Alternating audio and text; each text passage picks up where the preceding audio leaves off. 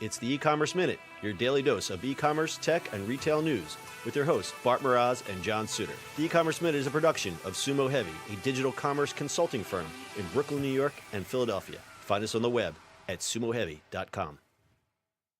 This episode of the E-Commerce Minute is brought to you by SendPro Online from Pitney Bowes. SendPro Online is software that makes it easy to save time and money, no matter what you ship or mail. Print shipping labels and stamps right from your desk and access discounted rates. E-Commerce Minute listeners can try for free for 30 days and get a free 10-pound scale when you visit pb.com/minute. That's pb.com/minute. E-Commerce Minute episode 435. In today's episode, MailChimp and Shopify have broken up. Wow. MailChimp and Shopify have parted ways. They broke up, Splitsville. MailChimp got the sofa, Shopify got the vinyl albums. As a result, the MailChimp app, which lets users use their Shopify data to create targeted email campaigns, is no longer available in the Shopify marketplace. MailChimp said the following. I'm going to paraphrase the letter to users sent on March 22nd. Here we go. On March 21st, MailChimp politely, I added that because it probably wasn't polite, asked Shopify to remove their integration from the platform. The stated reason was that Shopify had released updated terms that would negatively impact their business and put users at risk. Integration for existing users will remain in place until May 12th. Data sharing provisions of Shopify's new terms take effect. MailChimp had been negotiating with Shopify for months on terms that would be fair and equitable for both of our businesses, and that's in quotes. Throughout the negotiations, MailChimp, to their credit, quote, refused to agree to terms that jeopardized their users' privacy and required us to hand over customer data acquired outside of Shopify. MailChimp states that their users have complete control of their own data. They say that by continuing to connect with Shopify through third-party integrations, we're providing our shared users with a choice to share that data going forward. What they're not willing to do is automatically and retroactively share all this data with Shopify, including data acquired outside of and not connected to the Shopify platform without the user involved. From MailChimp's perspective, that data belongs to the users and isn't theirs to share directly with Shopify. And I almost said Spotify. The new terms also make it clear that Shopify wants to control which providers their partners work with and how they conduct their business. Here's what Shopify had to say. Quote, it's critical for our merchants to have accurate, complete insight to their businesses and customers, and this is impossible when MailChimp locks in their data, Shopify explains. Specifically, MailChimp refuses to synchronize customer information captured on merchants' online stores and email opt-out preferences. As a result, our merchants, other apps, and partner ecosystems can't reliably serve their customers or comply with privacy legislation, end quote. So what do users do? Well, there's still plenty of other options, including the use of third-party integrations that link the two services together, including services such as Zapier, Automate.io, and ShopSync. In fact, those are MailChimp's recommendations for its currently distressed users. Thoughts? I know you have many. Well, let's go back. Remember, like a few days before that, Shopify upgraded their terms of policy and everybody flipped out, Right. including me. Because one of the biggest one is that the partners cannot suggest or other platforms while they have Shopify. So that's a big one.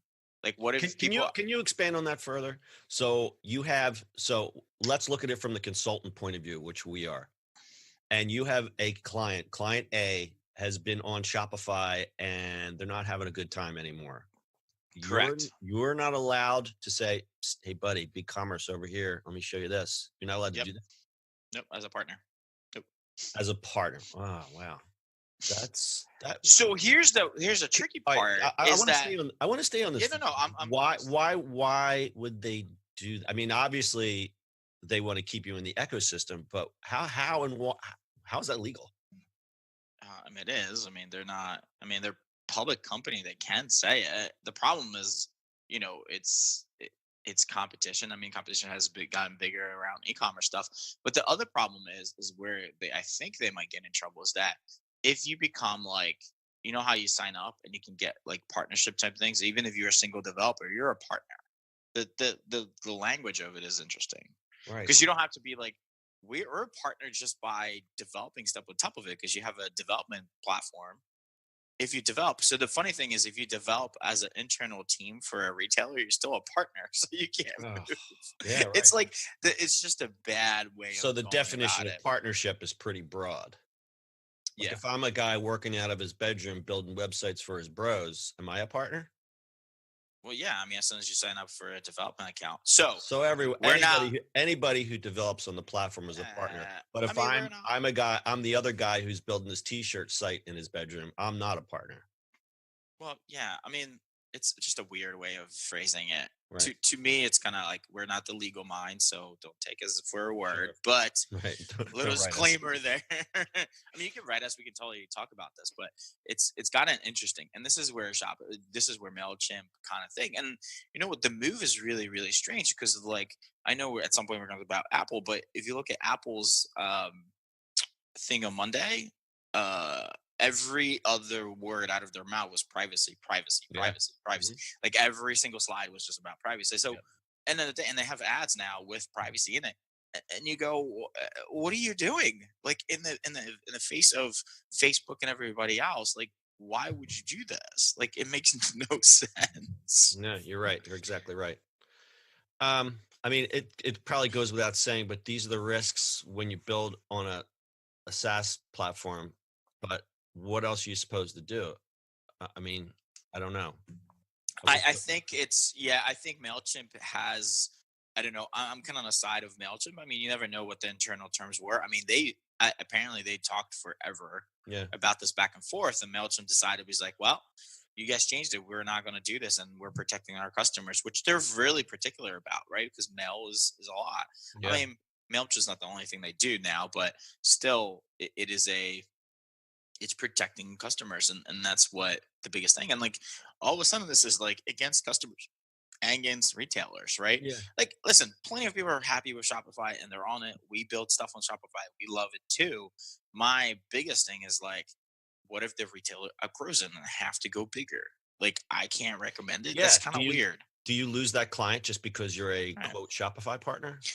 Well, right, you could, but also like Shopify is going to tell you that you can build all this enterprise stuff on it. It's like no, you can't. It's not. It's sometimes it's just money wise, it makes no sense, Yeah, I right? mean, we've learned over the last 10 years that there's no one size fits all solution for any type of e-commerce No. equation. But it's really kind of shocking to me how restrictive this has become with Shopify.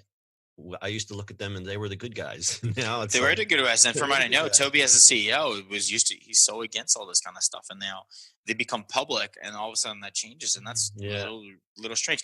And if you look at the reply from Shopify the next day on the blog, that was amateur hour. That was yeah, really it amateur was. hour. It was kind of like tit for tat. That left a bad taste in my mouth as well. I totally agree with Yeah, it was amateur hour. Like who? Like you don't do that. You don't just put it out there because it's like that was a stupid way of doing it. Yeah, I mean, if you looked at Twitter the day after that Shopify announcement came out, everybody in e-commerce was like, "Huh? Like, what are they doing?" Yeah, It just seemed kind of amateurish, amateur hour kind of thing. I th- it was amateur hour. so let me point to one thing that Shopify might be seeing.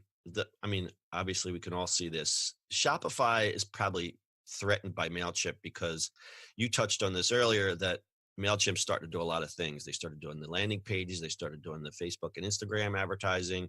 They're getting into e-commerce, and that's just it. I mean, they're partnering with Square to do shoppable landing pages, so they're getting deeper and deeper. They could see them as a competitor because I think MailChimp's being smart. They're a big company now. They're looking ahead. They're thinking, hey, let's not put all our eggs in one email. Let's do other things. Let's branch out because now they have the tech and the infrastructure in place. They have super loyal customers. Well, why not? I don't know how much that comes into the equation with all of this, but I'm sure it's definitely a consideration. Yeah, yeah, absolutely. All right, let's take a moment to tell you about our sponsor. Are you tired of paying too much to send out packages and letters? Wouldn't it be nice to have a solution that can give you the lowest rates? With SendPro Online, it's easy to save time and money no matter what you send, from packages to overnights to letters. You can easily compare USPS, UPS, and FedEx rates all in one easy peasy online tool. You can also gain access to special USPS savings for letters and priority mail shipping. That stuff ain't cheap.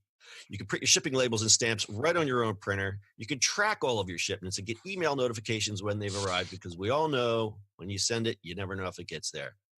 SendPro Online is very affordable. It's only $14.99 a month. And for being a loyal e-commerce minute listener, you can get a free 30-day trial to get started, plus a free 10-pound scale to help you accurately weigh your packages. Visit pb.com/minute to access this special offer. That's pb.com/minute. Experience the better way to ship with a free trial of SendPro Online. Bart, closing thoughts? Well, I do actually. What do you think is going to happen? I think a lot of this privacy stuff is going to be out there, and I think people are gonna kind of try to backtrack some things. All these other email marketing type of companies jumped on, and they're like, you can use us, but they're also gonna have a problem too. And then because it's US is a little easier when it comes to it, but when you go to Europe, all the rules and regulations, I mean, GDPR and like all the privacy stuff, they're worse. It's a big concern. So I think they're gonna have a problem. Since GDPR, it's been kind of funny tooling around the internet. It's like all these little things, and it's like, oh boy, even you look at your emails now, it's like, oh boy, privacy is a big thing. All right, we can do a whole nother show on this, but we got to go. That's your e-commerce minute for today. We'll see you on the internet. That's it for today's show. If you like the show, do us a favor and subscribe, or leave us a review on iTunes. And don't forget, you can now listen to the e-commerce minute on your Amazon device. Just add e-commerce minute to your flash briefing. And finally, if you have a comment or suggestion, or just want to say hi, find us on social media @Sumo Heavy.